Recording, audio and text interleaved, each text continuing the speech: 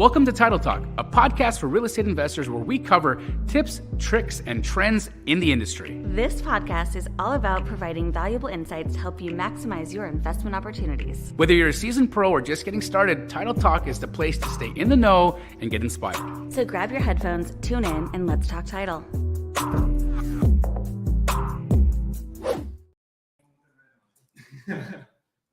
Hey guys, how are you today? We're trying out some new headphones, and we're having a little bit of a technical difficulty, so bear with us for just a second. We went from the big ones to these little ones. Yes. And we're super excited today because we've got some very special guests on here from Florida, and we had amazing folks from Las Vegas on our last episode of Title Talk. Julie, oh my gosh, the Golden Knights won. We are going to the Stanley Cup. I know. So exciting. So exciting. I was at the game on Saturday, and unfortunately we did not win, but still was fun. What, It ended up down one game? No, not yet. We actually won the Western Conference Finals. So game one starts again on Saturday. Who's a hockey fan out there? Anybody? We want to hear about it. So like, no, we're more interested watching Bobby play. Bobby, I want you to play with my ear too, please. Yeah, these headphones are. You guys didn't use them last week? No, What'd you use? I don't know. Hey, if you guys are enjoying watching us do this, but say something in the chat. Let us know. Yeah, laugh. Tell us if you're laughing at us. Yeah. Drop a little L. How funny this is. We're like, wow, this is great. Podcasting 101. We're on episode 7. Episode 7. Episode 7. This is called headphones. Woo, that was great. Nice to see you. Nice I to can see hear you you. now too. Yay. So what else is new? Well, I want to hear about your meditation retreat. I know that we haven't really heard much about that. You were gone another 7 days. Are you familiar with who Eckhart Tolle is? Mm-hmm. So yes, he wrote The Power of Now, which was a phenomenal book. And we just had an opportunity to get out. Oh, that's a big echo. Yep. We had an opportunity to get out there and learn some techniques on how to be present. Right. And so, that's always a difficult thing to do when you're an entrepreneur running multiple companies and you've got responsibilities and staff and people and money to make. And then I have, over 4,000 community members in the Astro flipping world. And that's also, a big part of my life. And so with all that said, how do you not time travel? How do you not get into your head and start thinking about what do you got to do tomorrow? Or how do you not get into your head and think about, what did I do yesterday and how could I have done it better? That's part of the human condition. Yeah. Is to be in our brains because, let's face it, 1,000 years ago, we had a lot more to worry about. There were tribes outside our caves wanting to kill us. There were saber-toothed tigers out there that were ready to turn you into dinner. And so with all that said, and the fact that we've evolved as humans so much, our physiology hasn't changed much. And so our brains are still wired to keep us alive and keep us in survival. And I think that's where, because of that, we've had an opportunity, or we have opportunities to get more present in life. You okay? I don't know. When I walked in, I think your dog kind of tried to kill me. So there is still a jungle. Which dog tried to kill you, Henry? Henry. Oh. Of course. Did he jump on you? Yes. Henry loves me. He's so good. Can you tell that he was just at a trainer for a week? No. No. Did he go to boot camp? He went to boot camp, but he came back and he was like, F boot camp. Back to the old ways. Yes. Well, I'm excited to bring our guests on. I'm super excited to bring our guests on. So tell us a little bit about it. Yeah. So do you want to bring on Jesse and Ashley, Bobby? So Jesse is the Assistant Vice President and Director of Sales for Fidelity in Florida. Hi, Jesse. Hey, how's it going, guys? Good. How are you? Good. So excited to be here. Awesome. And then Ashley Scipione. Did I get it close? Yeah, perfect. Is the Vice President and Assistant District Manager for Fidelity National Title East Florida. So We have a wealth of knowledge with both of these ladies who have been with Fidelity for a very long time, both major award winners with us, and we are excited to dive into the Florida market. Well, first and foremost, you guys, how humid is it out there right now? We're good. We're better this month. That's a good answer. We're better this month. I think we've seen some major consistency the past couple, I would say 60 days. And right now we're trending. And we'll take that. Awesome. Well, I'm really excited to dive into the Florida market because as we've seen and we've talked about on the show, the real estate market has been very regional, right? We used to be able to talk about the American or the U.S. housing market as this one thing, this entity. The U.S. housing market is doing this. The U.S. housing market is doing that. And what we've seen post-COVID is that we don't have a U.S. housing market anymore. We've got regional housing markets. And so you've got some markets that are appreciating highly, and you've got some markets that are depreciating. And all of the migration patterns, all of the different industries that are popping up in different segments of the country have really created this extremely interesting landscape. And it just so happens that Florida is one of the most interesting landscapes because you guys have incredible job opportunity. You've got significant migration happening there right now. Also, you guys are really well priced. Considering everywhere, that's all of the people from the Northeast who have bags of money, the New Yorkers, the Bostonians, all of these folks that just have all of this cash and they have experienced this incredible appreciation and all this equity that they've got burning in their bank accounts. It's starting to flow to Florida.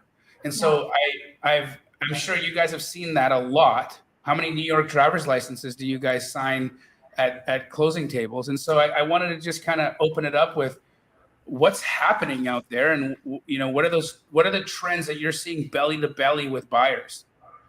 Well, I think, to your point, right? Chicago, Connecticut, New York, like there is an influx of those cash out retirees, if you will, hitting our beaches, hitting our cities. And that's been quite impressive at the closing table, I will say. But those are really the leader to the migration pattern, I would say. And now we're getting some young, savvy, new investors hitting the market.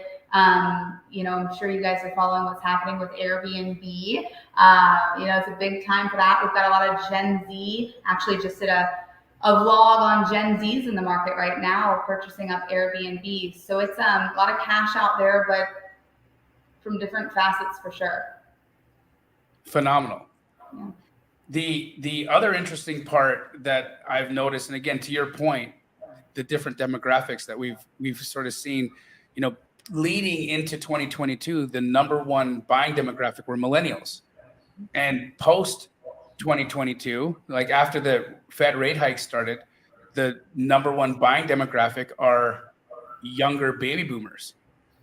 And it's interesting to see that dynamic shift, and it shifted so quickly. When you guys are, signing people, how much of that demographic are you seeing versus the millennial demographic? I mean, I feel like there's still a good mix, but I mean, traditionally speaking, whether you're talking about now or before, we always have an older population buying homes because we do have so many people retiring to Florida, so it really depends on what area of the state you're focused on, but it sure is a mix. Like there's really no defining factor. It just depends on what type of business they're in and what their goal is. Well, let's talk about how you both got in the business. I think Jesse's what I would call an escrow baby. Technically, right? The definition. Yeah. Yeah. So let's talk about how you got in the business. Yeah. What is an escrow baby? Well, I was Beanie Baby's cousin, or what? Basically, no. I'm a rare breed in the title insurance industry. I was literally born into it. My mom is our district president. She's been with the company for 30 years, which is really, really impressive. So, I grew up, shockingly, didn't know what title insurance was. Went to school, moved out to California, had my own career, was excelling really well in my career out in Southern California, and kind of came to this crossroads where, very long story short, was offered a couple of promotions. They didn't really sit well with me. I was offered a promotion that came with a relocation, and called my mom as my mom for advice. And about 6 months later, I'm moving to Florida and working for Fidelity. Best decision ever, to join forces with the Fidelity family. And I quickly learned what title insurance was. I hit the ground running in sales. To Dina's point, won just a couple awards, and made my way to sales manager, building a sales force here in Florida and partnering with people like Ashley. So wait, I think I'm muted. Oh, that, yeah. Is there a title Grammys? Yes. Yeah, actually. What are they called? The Tammys? They should be called the Fidelfies. Fidelfies? Fidelities. Yeah. No, that's great. So you were born into the business, which is phenomenal. Now that you understand what title insurance is, would you mind just giving us the definition for those that are not sure what title insurance is or why they have to pay it? I understand what title insurance is, and I've actually had to use it before. So I'm a fan now. I never used to be a fan until you needed it. But now that I've actually experienced situations where title insurance have saved my butt, in your word, what is title insurance? We can give you a couple examples on how title insurance has saved several people's butt. But I think one of my favorite ways to explain title insurance in layman's terms is, people think insurance. What do we think? We think car insurance. We think medical insurance, right? Title insurance is protecting from all prior risk versus future risk. Is the best way, in my opinion, to explain that to new buyers and newer sellers. And the cost is required. You could not get title insurance, but you shouldn't not get title insurance. And let's explain that, because if you don't get title insurance, what happens? Well, you're at a lot of risk. Ashley, you want to give some fun examples? Yeah, well, it's funny that you said, you didn't appreciate it until you used it. And that's often what I tell our clients, our investors, because it is an added cost. And obviously they want to make sure they have the best, return on their investment. So could they cut that out? And I tell them every time, once you do and it comes back, you're going to be so upset. So, for us, talking about investors specifically, we've had them come back where they've done like quick claim deeds. They didn't get title insurance. A lot of properties right now in Florida are being bought as vacant land. A lot of investors are building homes on them and then selling them. So obviously when you go to sell to an end buyer, you have to go through the title insurance process. And, we get our title back and it's a mess. There are so many things in the chain of title. As we mentioned before, a lot of people retire to Florida. So, heirs, probate requirements, incorrect deeds when people quit claim back and forth. And we can spend quite a bit of time trying to clear title and every month that investor holds that property, right, it's going to decrease their return. So, getting title insurance from when they purchase helps, right? That way you're not sunk into your cost, before you just add that home on top of that piece of property. We've had instances where they come to buy that same land. And then, 3-6 months down the road, the real seller calls them and says, what are you doing? That's my property. And that's what title insurance is for. I mean, fraudulent sellers is on the rise.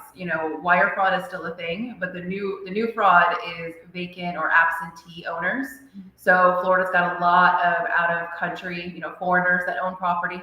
So what insurance do you have that seller that's in Brazil is the actual owner, right? And here you purchased this property, but with title insurance, when they do call, we're the ones that have to remedy it, whether that means, getting them to actually deed it to that buyer or return the buyer's funds. Those are two quick examples. I could probably spend an hour talking about real life examples here in Florida of why you need title insurance, though. Well, and Ashley, you oversee, the training, the hiring, and the escrow practices for over 19 branches in Eastern Florida. So what do you see on the escrow side for investors? that you can give, a good advice for anybody that's watching out there that's investing in the Florida market? Well, I think on the escrow side, it's just to be familiar with the market that you're entering. And, it's just really important to partner with a company like Fidelity that's big, strong, we're educated, constantly learning new things, because we can help advise you. We have investors that don't understand here in Florida, when they buy at auction, you buy an auction property in some states, title's clear, here that's not the case. They don't understand how they're writing contracts, who pays for what, and so they often offer to pay way more closing costs than they realize, which again, reduces that return on their investment. I would say the most popular issue we run into with new investors that are getting into the business would be understanding the difference between a double escrow close and an assignment. And they don't understand those differences, and honestly, the difference is huge. You might be doubling your fees if your intention is just to flip it real quick. Why would you pay for 2 closings when you could do 1 in an assignment? Those little nuances, and just explaining how that works, I think is really important on the escrow side. And can you do both in Florida? We can do both in Florida. So we obviously, hold ourselves to the highest standards, so we're not going to do anything shady. We're not going to hide things, but we are experts at what we can do legally with full disclosure, but yet meet the investor's needs. So, a small example, a lot of assigners don't want the seller to see the assignment fee, right? So yeah, so we can do different, we do separate closing statements. We have to disclose it's an assignment, but we don't have to tell the seller what that fee is. You know what I mean? So we're just keeping it on the up and up and meeting the investor client, in the middle. Guys, this is so important and a lot of my audience actually does a lot of business in Florida. So, take note of what was just said, right? You can request blind HUDs.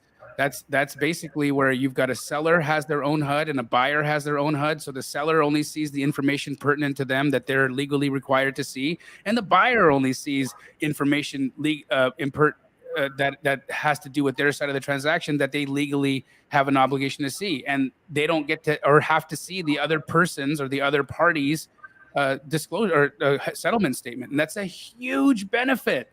That's a huge benefit when you're doing wholesale in whatever market, but especially when you're doing wholesale and you have a significant fee, right? So guys, that was like a gem that just got dropped. So I hope you're taking notes of this. If you guys are doing business in Florida, just put an F in the chat. I just want to see how many of you guys are doing business in Florida. And also, there's over 100 of you live watching right now. How many of you guys have actually hit the like button or shared it? Yeah.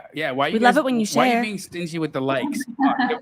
Let us help other people understand the world of title, and we only are able to do that when you guys like it. There you go. So look at that. Now we're getting some love. We've got some folks, quite a few folks actually, that are in the chat right now that are doing business in Florida. So incredible. I think if you guys are not working with Fidelity Title in Florida, you are missing the boat. You're absolutely missing the boat. We've been doing business in Florida for quite some time, and Fidelity is our partner. So we absolutely love all the things that you guys are doing for us. I have a quick question about assignability in Florida and the state law with respect to this, putting that in the contract. So here in Arizona, every contract is inherently assignable unless otherwise stated. So as the buyer, you don't actually have to write and or assignee in your buyer name because all contracts are inherently assignable. In Florida, is it the same, or do you have to write and or assignee in your contract? So in our contracts, and there are multiple versions that are used throughout the state, we have a lot of investors that just generate their own form. So in Florida, you don't have to have a specific contract form that you use. Having said that, the most popular contract has a box that's further down, 12-page contract, it might be on page 3 or 4, and you check off if it's assignable or not. So on the buyer's name, there's nothing referenced. It's kind of buried further down in the contract. Got it. Awesome.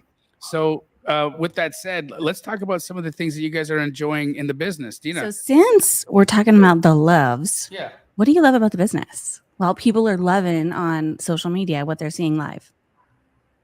I mean, I don't want to go. No, Okay. no. No, I mean, I love the opportunity we have to service all facets, right? Whether you're a first-time home buyer or an investor or a huge, hedge fund, like we're here for it.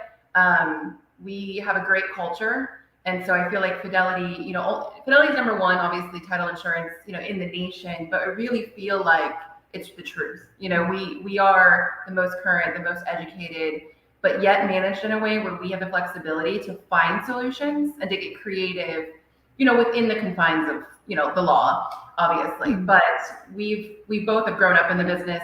We have a Fidelity family here, and we just get to build on that knowledge. I mean, when the market crashed back in like 08, 09, a few years down the road, we opened up a brand new REO department. We got to handle all this large REO business from the banks, right? And as that kind of fizzled out, we had the investors right behind them. And so it's kind of just built this foundation for us to just learn and grow and expand in our market. And customer service obviously being our top priority. So delivering it in a way that is impactful for our clients and meeting them where we need to meet them. Well, I think for me, it's such an innovative time. And, it's interesting because we work for a Fortune 200 company, yet we are at the forefront of innovation, but in a way that protects our clients at all costs. So it's a very exciting time to be in the industry. It's a very challenging time to be in the industry, but it's also a very prideful time to be in the industry because, to Ashley's point, 08, 09, there's a crash. We get creative, we build this REO department. And right now, like, we're doing the same thing. We're getting really creative, we're getting innovative. We're allowed to kind of utilize our entrepreneurial spirits to continue to take our business to the next level. And it's I love challenge. Ashley loves challenge. You can probably see that a little bit. So we're loving it. It's an exciting time. And Juliana, right now you are listening to Ashley and Jesse from Fidelity in Florida. And Yep. and how would people, because we've already got people wanting to do business with you, what would be the best way for people to reach out? And we're gonna share your information multiple times through this, but I don't want anybody who's gonna hang out with us for 20 minutes and then disappear not to get your information. So what would be one of the best ways to reach you guys? No, the best way, honestly, is to just to shoot me an email, and you guys will share my information, of course. But it's Jesse JESSE.Pittman@FNF.com. And I do want to add that we actually, one of our departments, we have a builder department, a commercial department, and an investor department. It covers the entire state of Florida. Very crucial. It's a strong powerhouse of a team. But it's one of the specialty departments that we operate here in Florida. It's a little different from other states in our company. So we're very proud of that department. Let's unpack that, okay? Yeah. Because I talk about this and Dina talks about this all the time. How do you leverage a title company to help grow your business? And so many people, when they're in this, right, they think I'm all alone. I don't have enough resources. I don't get, one of the first things that I was ever able to leverage at Fidelity was their legal department.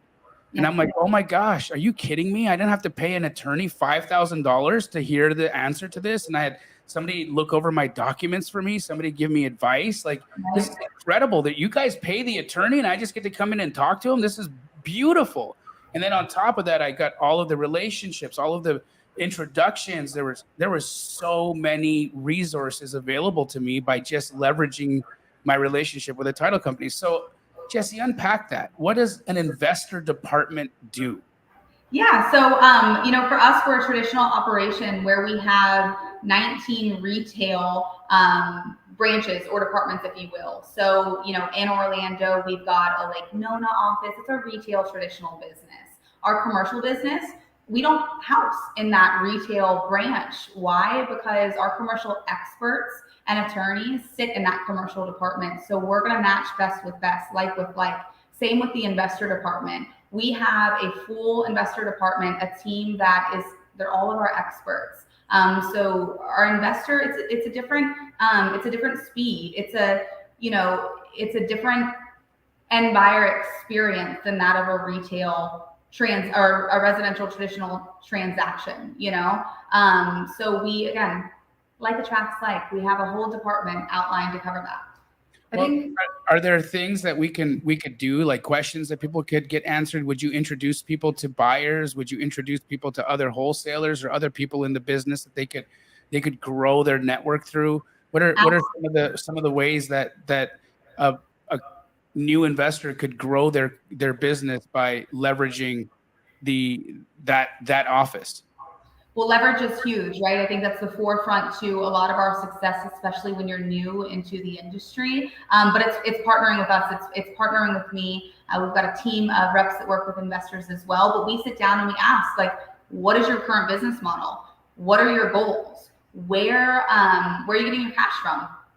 You don't have enough cash? Let us introduce you to hard money lenders, to lines of equity, to et cetera, et cetera, et cetera. But I think, and Dina, you're all too familiar with this, right? It's identifying that pain point. What is the need? And then us implementing the value to that very specific need, one step at a time. And the goal is it's one need at a time every meeting, right? So we're adding a solution here, adding a resource here, helping grow your portfolio. We're helping to grow, your volume, your team, whatever that looks like, one pain point at a time. And the goal is for all of us to be extremely successful. I always say, when you're at the closing table and we're at the closing table, we're both making money. So what do we want to have happen? All of us at the closing table more often and more efficient each time. So Yeah, and we've done a lot with investors who started in Arizona because for some reason everybody wants to start here, right? But they want to expand other places. And those are the conversations that I've had with Jessie and with her mother, Susan, about, hey, this particular investor is looking, they've got boots on the ground in Florida. They want to do meetups. They want help with resources and, lead lists and things like that. And they've been excellent at helping with expansion and kind of like pushing the easy button. I love it. Guys, I really want to make sure that the audience right now understands just how valuable this connection is going to be. So I have a free giveaway for anybody who wants to do business with this Fidelity office. Here's how we're going to structure it, okay? If you want access to a realtor list in Florida, okay, I'm talking about every agent in a specific market in Florida. So if you're in Jacksonville, if you're in Miami, if you're in Tampa, I got it all. I got the goods. All of you doing agent outreach, this is the easy button. I got the goods. But this is what you're going to have to do to get the list, okay? You're going to have to email titletalk@fnf.com, and Dina's going to connect you, and then she's going to send you the list, okay? So if you want that list, put a L in the chat. If you want that list, put an L in the chat. That list is worth thousands of dollars. Thousands of dollars. You can get it for free by working with Jessie and Ashley. Phenomenal. We're getting a lot of love now. We got a lot of L's. We have a lot of people in Florida. I love this. we love it too. Tons. So of course, guys, we're doing this to make sure that you're working with this Fidelity office. There's you guys are going to have like 100 new customers or more by the end of the week. So and phenomenal. Thank you for spending your time today, especially first the month, away from your desk, Ashley, and all those other things that you guys are busy doing. So thank you for spending your time with us and helping us all grow together. That's why we started this, right? Absolutely. And we also think we can make title sexy. We do. So speaking of sexy things, why don't you ask them the next question? So when it comes to title, what turns you off? Oh gosh, wait. And relationships with investors. Turnoffs obviously are, when title's messy, and it takes a lot to clear it up, that's always a turnoff. But I think just communication is, if the communication isn't there, then it's just not as successful. It's not as enjoyable. You know what I mean? The experience that you'll get from us is twofold when there's an open line of communication. So calling us and saying, this is my intent, or this is what I'm trying to do, and kind of talking through it versus just radio silence, because sometimes, you're in it and I get it. You're running hard and you're busy and you're fast, but then, something's not done that you wanted to be done, or wasn't done the way you wanted it to be. We've had sit down meetings with investors and they lay out their exact business model, and we go back and forth and we customize, okay, this is what we're going to do to meet you where you need to be met, because perhaps they've run into a wall over and over again. So they've set up specific protocol, like we need you to send this one email that says this specific thing every time you receive our deal. And that because it's proof to them, X, Y, Z, whatever, so kind of customizing that plan and just being able to talk it through, I think sets us all up for success. Yeah, I think it's just setting the right Communication too. expectation. Yeah, what you said is communication. I mean, that's been a common theme. Every time we've asked that question, it definitely makes or breaks all relationships. But it's funny to me, right? It's like, are investors that bad at communicating that like every single title officer or title office that we've talked to since we started this have said, we hate it when investors ghost us. I mean, you said it. It's true though. Like It is true. We just, and that, it's why wouldn't you answer your title company's phone call? What would be the purpose of ghosting of your escrow officer? Is it because maybe you don't have the money ready? Maybe you want to push closing a day? Is it maybe you're trying to delay things and you know that if you make it look like it's title's fault, maybe you could get an additional 2 or 3 days by like being ghosty and then saying, hey, what are you talking about? My phone never rang. I didn't get any emails. I'm so sorry. But now that you're behind, when do we need to push close of escrow to? Yeah. That's exactly right, though. We have clients that are waiting on funding, and they, their assets dry up a little bit. Maybe their next funding doesn't come for another week or two, so they just kind of disappear. And the problem is that these investors are typically buying from regular people. It's so they don't understand, and they have moving trucks, and they need that check, and so they just keep calling us to say, what's going on. So having that communication, like if we need to be on the same page and we need to take the fall and say, oh, we are waiting for something to come in, like we don't want to outright lie, but at least we could be partners in that. And then we also have some that they're doing assignments and they're scrambling trying to find who they're going to assign it to. So instead of just being upfront and extending the contract, it's radio silent, and we're all again just wondering, like, is this transaction happening? Is it canceled? Where are we at with it? So well, and I think too, like our investor department, this is their client, investors, wholesalers. They're used to this, right? So we're savvy, and ghosting the title company, ghosting your escrow officer is counterintuitive because we just have the buyer on the back end freaking out and we can't give them answers. So if you partner with us, level with us, we're savvy business people. We can help keep the calm, until you're ready to close. I love that. Well, now that we know what turns you guys off, what turns you all on? Deals. Business. Deal flow. Deal flow.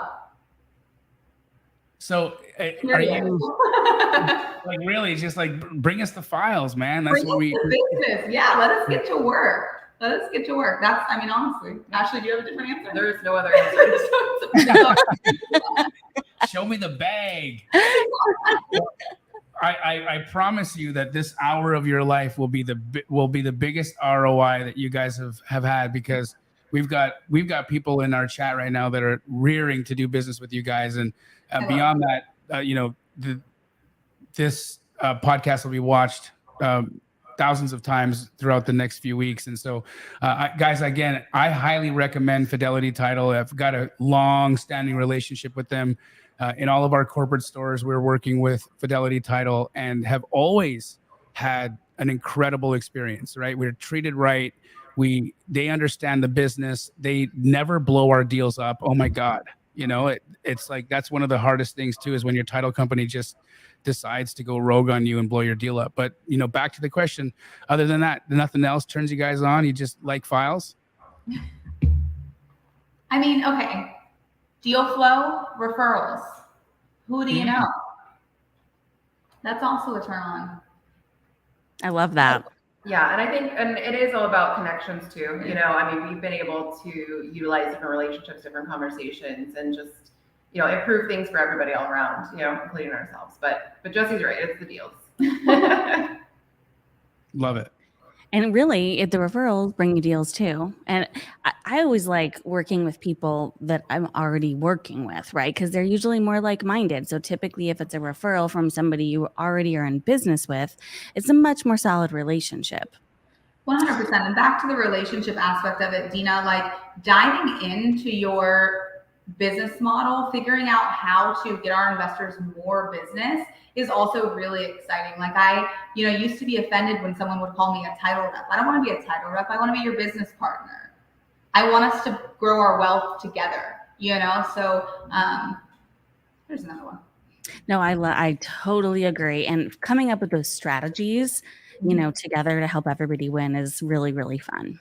For sure. All right, we're going to talk about something scary. Yeah. Spooky, spooky, scary. So, interestingly enough, right, we have this section called Title Ghost Stories, and we want to, know about something kind of spooky or scary that's happened in your experience in the title world. But I'm going to start it today because when I was in South Florida, something incredibly strange happened, and I was just like, "Wow, what's going on here?" So maybe you guys could help me out Something that with can this. give you the chills, the Well, it willies, gave- like the super creepies. Yeah.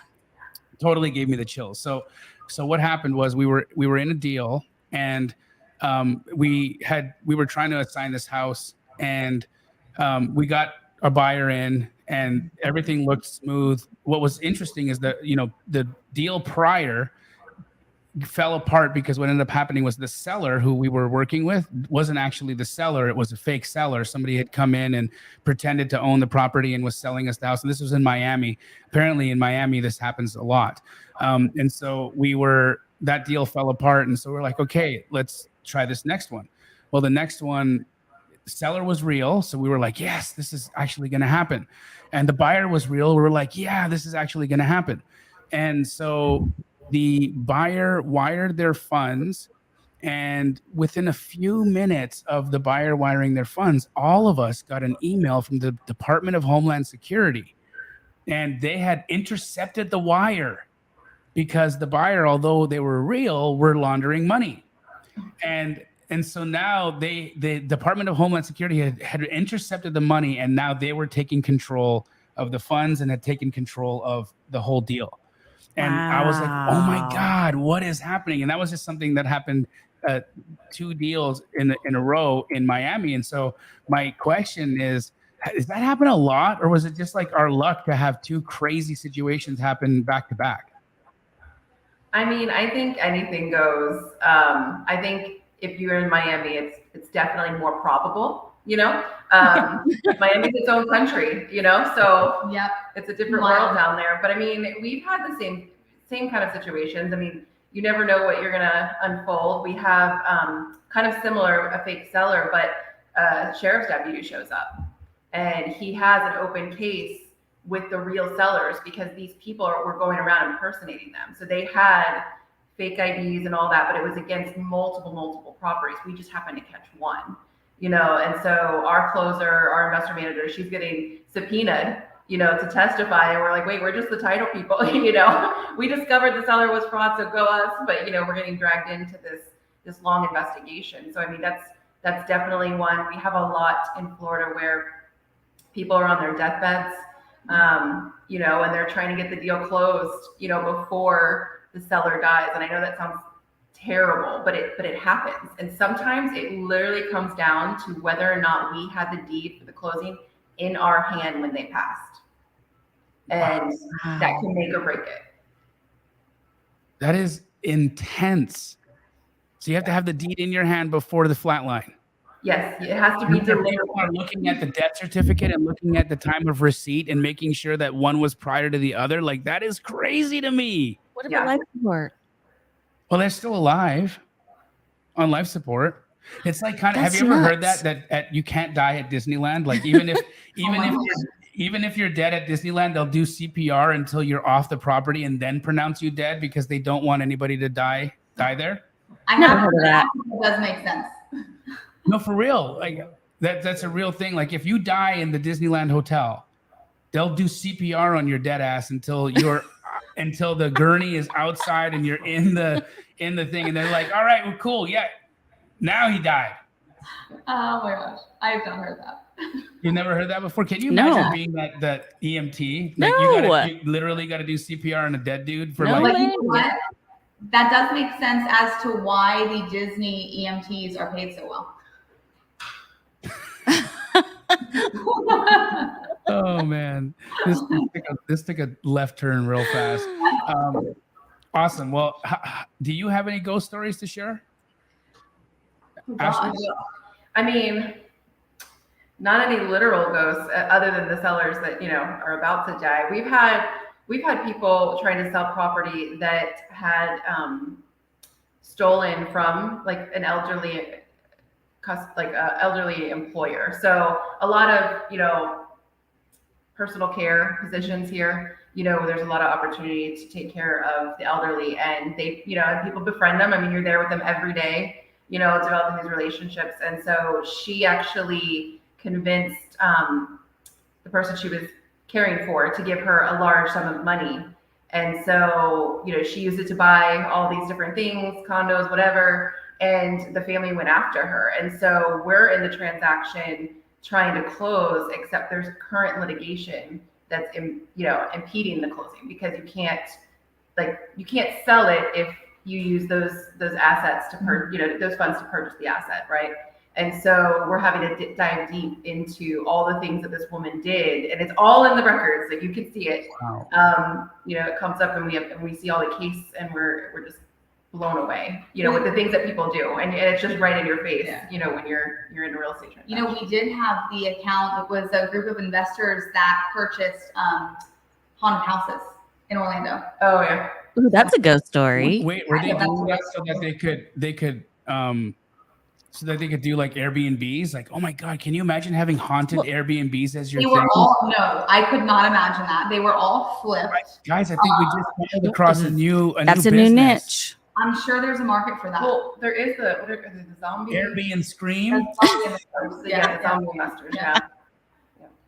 Airbnb screams. Who wants to go in on it with me? Well, you know, Airbnbs are moving to the more of the experience model, and they're even 100%. changing their search engines to We experience. literally just had a client yesterday that put out a video. They have a new Airbnb, and it's Avengers themed. You know, all the themes. Yeah, I mean, listen, that's cool, but ghosts in your Airbnb? Can you imagine, like, if you rigged it in a way where like the blanket would like shoot off in the middle of the night and lights would just turn on, and like, of course, you could be in the background like Wizard of Ozing the whole thing and just messing with people, but you could get a lot of money for that, you know? Oh my gosh, yeah! Look at that haunted ghost town we've got. It's like sold out from Halloween right? years in advance because they've got a haunted hotel there. Airbnb for ghost hunters. Someone do I legit think we just stumbled onto something right now. Yeah, go buy Airbnb.com. Yeah. This is It's great. probably a filter. And we have so many people verifying that in Florida, nobody is allowed to die at in Disneyland. Disney, which is so interesting. Wow. The All right. things I it's learned available. from this opportunity to do title talk. Great. All right, let's talk about traps, like Yes. things that trip you up. Advice. Well, I want to start it again. Okay. Sorry, I know I'm hogging, but I'm doing it because this is something that happens in Florida, is the mutual cancellation clause. And this has been a thorn in my butt, and you guys actually helped me solve it, because you told me what language I needed to put into my contract to make sure that I didn't have to get seller approval or seller to sign off on a cancellation. Because hey, look, if I'm the buyer and I want to cancel this contract, I should be able to get my EMD without a fight. So do you guys, or have you seen that happen a lot? And what do you guys suggest to folks to make sure that they can get their EMD back? Because I think that's one of the biggest title traps of doing business in Florida. Yeah, it's definitely a hurdle that we experience quite often.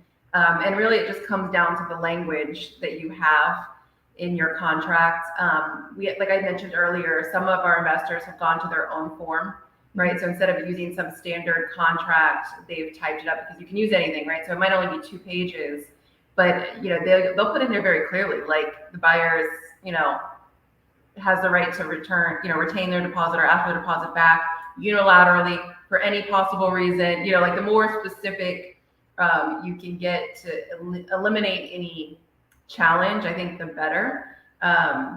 We also have investors that don't put deposits down, so it depends on how good Wait, hold on, go back. You have investors that what?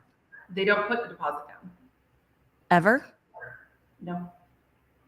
So is the contract Consummated? consummated without an EMD? As long as that's how the contract reads. Got it. So if it reads that they're supposed to put earnest money down and they don't, then it's not consummated. Correct. But you can actually have a contract without EMD be like executed and live.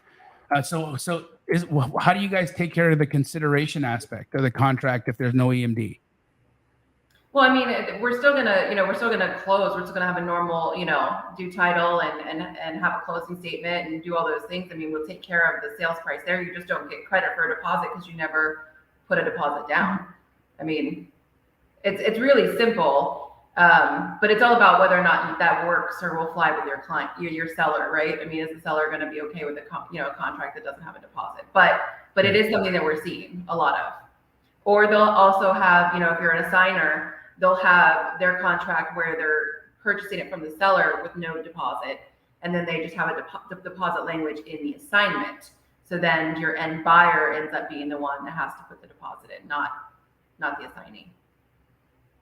That's interesting. Yeah. And that's, so I've actually, if the EMD comes from your buyer and it doesn't come from you, let's just say, for instance, there's two assigners on a deal, right? And so I'm one, I assign to somebody who then assigns to somebody, and the end buyer doesn't perform.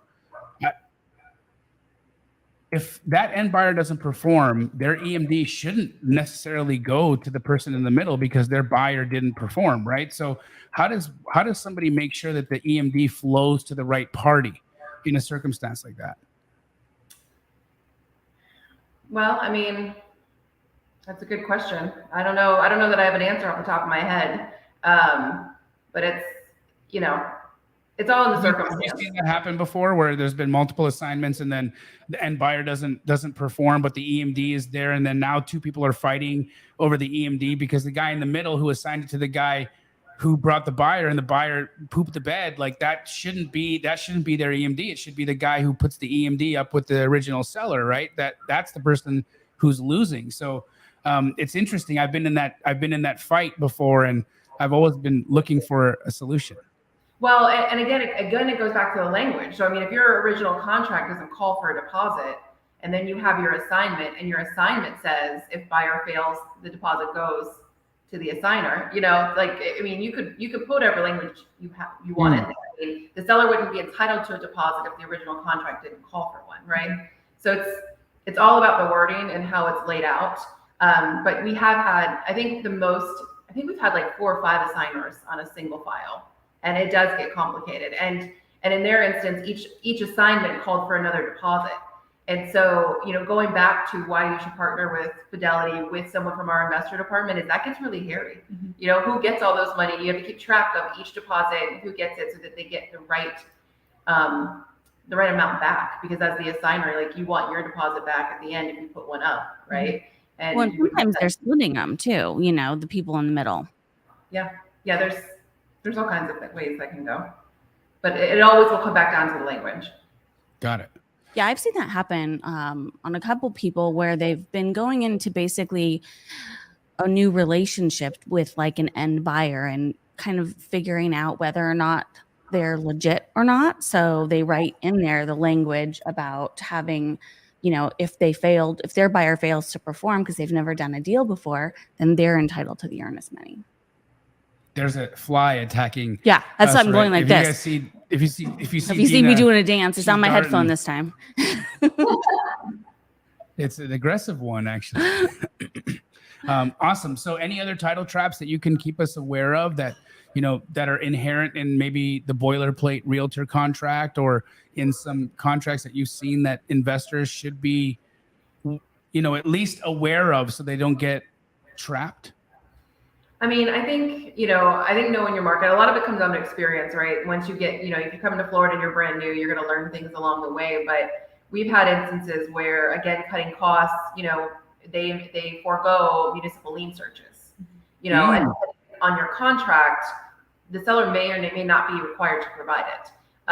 And depending on who you're working with, some title companies will specifically order it, because you can order a municipal lien search without certain information. So they'll order it without like permit information, for example, because they don't want to have to be in the middle dealing with this permit issue, because permits don't affect title insurance here. But that lien search would have revealed, this very large tax bill from some weird little municipality where that property was. And the investor came back to us, they closed, they bought it, they didn't want the lien search, and ended up with about $56,000 in back taxes. And it's a little anomaly. It's this one little area. No one would have known, and nothing was in the public records. And they came back to us and they're like, hey, I bought this property for, $15,000. And now I can't build on it because they say there's $56,000 in taxes. And we have to say, I'm so sorry. Like, that's, you didn't get the lien search that would have given us that information. So I think making sure you do your due diligence. A lot of assignors, they will start the transaction. And like I said, we've had where there's been 3 or 4 assignors in the middle, right? The information doesn't flow forward. So you might go under contract and we might send you the title search and the municipal lien search and all this stuff. Well, then you assign it, and as the person who's now assigning it again, have you seen it? You know what I mean? Like making sure you get all of the documentation, because there are so many people involved. What is your liability in the middle? If you have knowledge of something and don't pass it forward. So I think, foregoing lien searches, and then just making sure that you're doing your due diligence and looking out for yourself, reading the stuff that's being sent over is probably the top 2 I would. So does every person in the file have to then reorder a lien search, or can the just end buyer be the person that's ordering that municipal lien search? This is a great, oh my God, I had no idea. And there's so many people doing business in Florida here, guys. If you didn't write that down right now, give your head a shake. Really though, like that's a big thing. So, tell us about that. Who's got to order? Who should be the person who orders it? Should everybody order it, or just the last person? So we as the title company will order it, unless we're instructed not to, right? So we'll order it, and we order it up front always, because you want to know about problems or issues ahead of time. And then we would use the same one for each. We wouldn't order a new one each time. It'd be the same information. But we had an instance where another file that closed. We had the assignment, we had the search, or we had the lien search. Everything went to the assigner, and they assigned it last minute. And so the end buyer didn't receive copies. And again, the buyer should have requested it, and they should have done their own due diligence, but they didn't. And so the information wasn't passed along, and they ended up having a huge code violation down in the Miami area, actually. And they came back and they're trying to come after us as the title company and that assigner, because they're claiming the assigner had knowledge, right? Because they had the lien search. So even though they didn't review it or request it or do their own homework on it, it's still some backlash. And we'll see how that turns out, because it's still ongoing. But wow, it's a risk. So you want to just be forthcoming. Like I said, we don't want to do anything, shady. We want to be on the up and up. But we want to meet you where you're at. So, our investor department that specifically was involved in this now has pop-ups and reminders saying, check last minute. Did that buyer get all the documentation? So we're going to do it on our end, our due diligence, to say, hey, just in case this wasn't sent to you, we're sending it at the last minute again for your review. So that's the kind of thing, I think, when Jesse and I talk about these specialized departments, that's where the value is. You have an experience, you learn from it, and you implement something that's going to help everybody, help us, help our customers. And that's where it makes us the best at what we do. For those of you guys just joining us, we have Fidelity Florida on, and they are just dropping bombs and bombs of knowledge. And I'm so thankful for you guys. And I think we also have to give Florida a shout out for some sports stuff. NBA finals, Stanley Cup. You were literally talking to 2 like non-sport bubbles. I'm like, you were saying it like we're supposed to jump in, and I have no. I'm like, They're both like, I'm like, right. Title experts, not MBA experts here. Title is a sport. Title is a sport. It's blood sport. Amen. Title, I love that comment. Title companies are an investor's best friend. You're absolutely right. Yeah. Well, we are getting close to, I mean, we've had a lot of just Powerful. conversations here that I think a lot of folks are going to get a tremendous amount of benefit from. Before we go, I want to ask you guys, what's the last thing you Googled? You can get your phone. It's okay. I was gonna say. I could tell you that I Googled a person that we're trying to get a corrective document for. And so we're trying to track down this person and we're trying to stalk them on the internet. I have a That's very baby. good. My Yes, last go ahead, thing I Mama. Googled, when do babies drop down to one nap? When do babies drop down for a nap? Drop down to one nap instead of two naps. Oh my gosh. So that's I get all my parenting advice from Google. Mom questions 101. That's so great. How old's your baby? He just turned 9 months. Oh, congratulations. What's his name? McLean James. Beautiful. That's beautiful. Beautiful little family. All right. Well, since I know you two are part of an amazing culture empire and thought leaders in the industry, I'm curious, what are you reading right now? Well, we currently have a book club going on with our employees called Dare to Lead. And so one of our branch managers is actually leading that, and we've had a lot of participation. So that's Is that kind of Brene Brown who wrote that? Yep. Who wrote Yep. that? Yeah. Brene, yeah.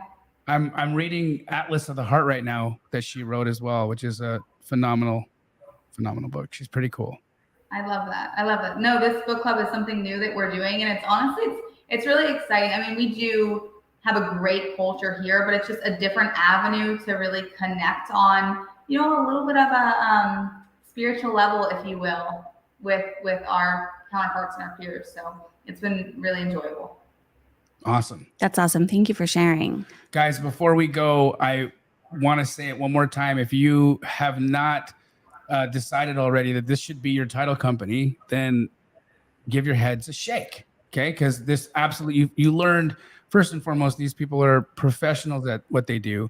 They understand the investor business at a very, very high level. They're there to protect you. They're there for your best interest, right? They want to make sure that everybody in the deal, A, is being taken care of, but B, that as an investor, that you really, really can leverage and do all of the, like, grow your business in a way that you wouldn't even imagine without having to go and spend tons of money doing it. They can introduce you to different vendors. They can connect the dots on lenders. They can help you guys understand who the power players are in your neck of the woods and possibly even open those doors. I mean, there is no better referral than a Fortune 200 company saying that, hey, this is a good person to work with, right? And those are the funnest calls that we get. I'll be course. honest with you. I mean, when somebody's new in the business and they're like, who do you know that's doing the most business in this market?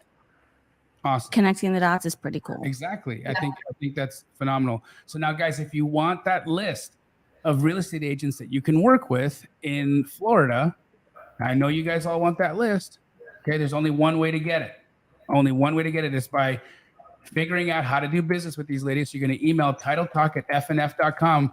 Nina Jones is going to give you a formal introduction, and y'all are going to set up a meeting, and you're going to do some business. And I'm not just going to give that list away to anybody. Okay, that's the reason why we're putting it through Dina so she can check. So she's the only one who's going to be able to send you that list. She's the only one who's going to be able to send you that list. If you want that list, it costs thousands of dollars. Thousands of dollars. I'm giving it away for free. Titletalk@fnf.com. She's going to connect the dots. Anything to say before we let you ladies go? We're excited to partner. We're excited to help grow y'all's business and do more business here in Florida. Look at that. Their phones are already ringing. Yeah, look at their phone. Phones are ringing off the hook. I love it. It's perfect. Well, thank you guys so much for being here. And we look forward to seeing everybody on the next edition of Title Talk in 2 weeks. We go live every other week. Yes. We'll see you then.